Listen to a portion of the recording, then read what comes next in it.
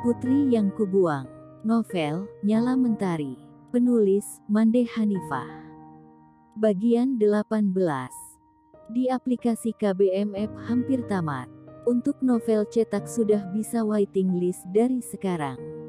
Aku memangkas jarak, berjalan lebih dekat menuju perempuan yang kupercayai sebagai ibu.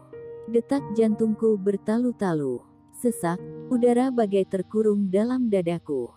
Kuraba kalung berliontin kunci yang tergantung di leherku. Berharap gelembung kecemasan segera berlalu.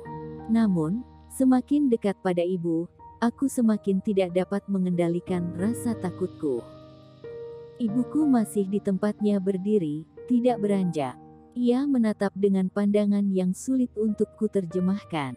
Angin kencang khas daerah ketinggian menerbangkan anak-anak rambut yang menjuntai di pelipisnya. Dari tempatku melangkah, dapat kulihat sendu kemudian mengambil tempat pada bola matanya. Apakah ia merasakan apa yang aku rasa? Gemetar ini, sesak dan rindu ini, adakah bermain-main juga di hatinya? Sebelum aku benar-benar sampai di hadapannya, ia memindaiku dari ujung rambut hingga ujung kaki. Terbentang jarak beberapa hasta saja di antara kami. Kuharap ia mengingat sesuatu sekarang. Sejak kemarin aku sudah merencanakan dengan matang tentang pakaian yang akan kukenakan. Kaos putih lengan pendek, kulot jeans biru dan kacamata hitam yang kuletakkan di atas kepala. Rambut kuikat sekenanya saja. Kalung perak berliontin serupa kunci sengaja kukeluarkan dari dalam baju, hingga dapat terlihat oleh siapa saja. Dari jarak sedekat ini dapat kupastikan bahwa ibu memang memiliki darah campuran. Wajahnya tidak serupa dengan bentuk muka pribumi asli. Pantas saja, aku memiliki postur tubuh sedikit di atas rata-rata gadis Indonesia. Meski kulitku sepucat bulan siang, kakek dan mami selalu bilang bahwa aku cantik. Ibu yang membesarkanku itu bahkan selalu mengatakan bahwa aku adalah albino tercantik yang pernah dilihatnya. Tentu saja mami berbohong, dia mengatakan itu hanya untuk menyenangkan hatiku saja. Mataku berkaca-kaca. Berada sedekat ini dengannya membuatku ingin segera dipeluk olehnya. 23 tahun aku tidak mendapatkan belayan sayang dari tangannya. Ibu, aku ingin telungkup di dadamu sekarang. Bolehkah? Suara hatiku tidak berhenti berbisik. Ia terus saja memaksaku mendekap ibu. Menuntaskan rindu-rindu. Ibu menarik sebelah tangannya. Matanya juga berkaca-kaca. Apakah kamu penyandang albino? Dia bertanya dengan suara yang sangat lembut. Suara itu yang seharusnya mendongeng dan menyanyikan lagu pengantar tidur untukku. Suara yang terasa begitu lekat di ingatan meski ini kali pertama aku mendengarnya. Ibu, kata itu tertahan di dadaku. Ia berhenti di tenggorokanku. Maaf, apakah kamu penyandang albino? Dia bertanya lagi. Lirih suaranya hampir tidak terdengar telingaku. Aku mengangguk cepat. Bulir-bulir air berjatuhan di mataku sekarang. Aku terpaksa mengalihkan pandang pada onggokan tanah pupuk di kaki ibu. Aku tidak ingin ia melihatku menangis. Belum saatnya. Perempuan yang telah melahirkanku itu kini baru saja akan menggapai tanganku, ketika seorang lelaki keluar dari pintu samping rumahnya. Lelaki itu, lelaki yang sama dengan yang aku lihat waktu itu. Mohamed Saleh, suami Paula Murfidd. Mungkin juga lelaki yang sudah menanamkan benih di rahim Paula. Jika benar begitu, dia pasti ayahku. Siapa, sayang? Lelaki itu lantas melingkarkan tangannya pada pundak ibu. Kemudian ia menatapku dengan pandangan tidak suka. Oh, aku sampai lupa. Ibu tergagap. Ia mengemasi rambutnya yang sedikit berantakan karena angin.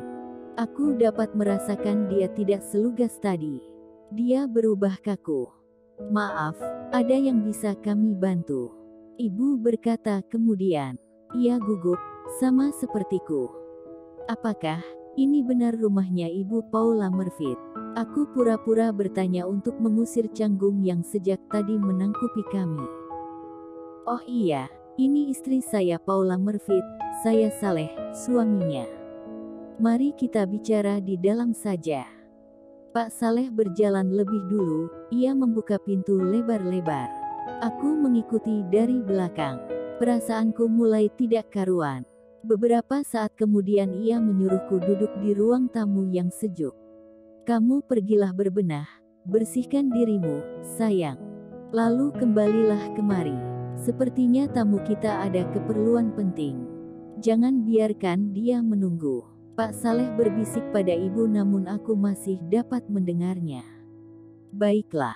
Ibu menurut dan melemparkan senyum padaku sebelum ia benar-benar dilahap oleh jarak.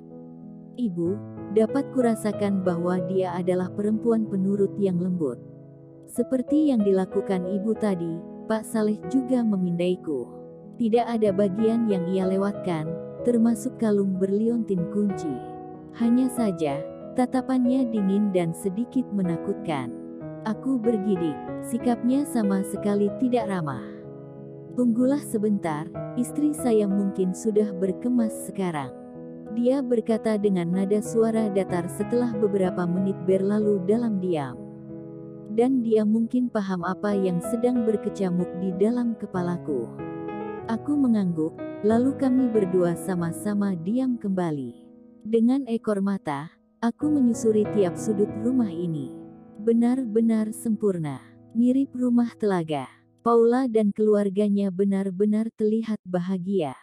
Aku dapat merasakan aura itu ketika melihat foto-foto yang tergantung di dinding, juga yang terdapat di dalam lemari kaca besar yang tembus pandang. Beberapa menit setelahnya, ibu sudah berada di tengah-tengah kami kembali. Oh baiklah, kau sudah selesai, sayang. Pak Saleh menepuk kursi di sebelahnya, lalu ia memberi ruang untuk ibu duduk di sana. Ibu terlihat lebih anggun sekarang. Kain penutup kepala yang ia pakai sangat cocok untuknya meski tidak terlalu rapi. Dari sorot matanya, aku tahu sesuatu juga tengah melanda hatinya. Mungkin kami tengah terhubung sekarang. Baiklah, ada yang bisa kami bantu. Pak Saleh memulai pembicaraan. Ibu hanya diam, pandangan sesekali ia alihkan padaku. Sesekali menatap suaminya dengan sayang. Namun, aku tahu ada gelisah yang ia coba sembunyikan.